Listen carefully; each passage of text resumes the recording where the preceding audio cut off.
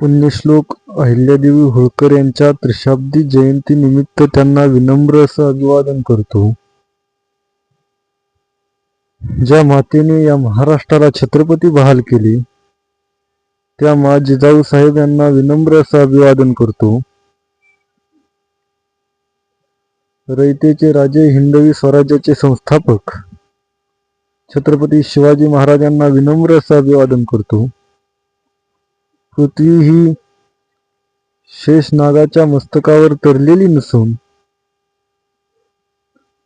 ती शेतकरी, कष्टकरी, शेतमजूर यांच्या हातावर तरलेली आहे असं सांगणारे साहित्यरत्न लोकशाहीर अण्णाभाऊ साठे यांना विनम्र असं अभिवादन करतो.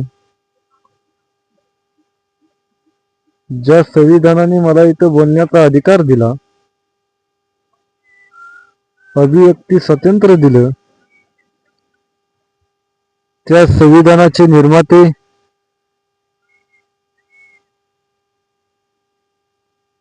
स्वतंत्र भारताचे पहिले कायदेमंत्री बोधिसत्व विश्वरत्न महामानव डॉक्टर बाबासाहेब आंबेडकर यांना विनम्र अभिवादन करतो. मित्रांनो, खऱ्या अर्थानं आज पुण्यश्लोक अहिल्यादेवी होळकर यांची जयंती छत्रपती शिवाजी महाराज, धर्मवीर छत्रपती संभाजी महाराज यांच्या नंतर अखंड अशा विशाल भारतामध्ये ज्या काळी आपल्या हिंदू धर्माची अस्मिता असणारी, आपल्या हिंदू धर्माची प्रतीक असणारी मंदिरे नेस्तनाबूत करण्याचं महापाप ज्या मुघलशाही व्यवस्थेने केलं, मुघलशाही प्रस्थापित व्यवस्थेने केलं, त्यावेळी त्या मंदिरांचा जीर्णोद्धार करण्याचं पुण्यकाम पुण्यश्लोक अहिल्यादेवी होळकर यांनी केलं. त्यामुळे त्यांना पुण्यश्लोक ही पदवी प्रदान करण्यात आली. अशा कुशल संघटक, निष्कलंक चारित्र्य संपन्न असणाऱ्या पुण्यश्लोक अहिल्यादेवी होळकर यांनी छत्रपती शिवाजी महाराज, धर्मवीर छत्रपती संभाजी महाराज यांच्यानंतर उत्तम प्रशासक म्हणून 16 वर्ष राज्यकारभार केला. राज्यकारभार कसा करावा, राज्यकारभार असा कसा करावा, राज्यकारभाराची सर्वात मोठी स्थिती म्हणजे राज्याची आर्थिक स्थिती, राज्याची भौगोलिक स्थिती. राज्याची आर्थिक स्थिती नीट असली पाहिजे, त्यावेळी राज्यकारभार चांगला करता येतो. राज्यकारभार करत असताना जसं आपण पाहतो, कोणत्याही राज्याचा दरवर्षी अर्थसंकल्प सादर केला जातो. त्या अर्थसंकल्पात आरोग्यासाठी काही निधी शिल्लक ठेवला जातो, शिक्षणासाठी काही ठेवला जातो आणि आपत्कालीन व्यवस्थेसाठी काही ठेवला जातो. तसंच त्या काळात देखील परकीयांची आक्रमण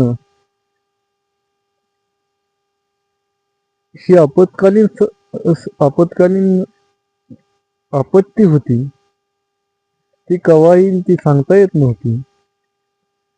त्यामुळे त्यावेळी त्यांनीही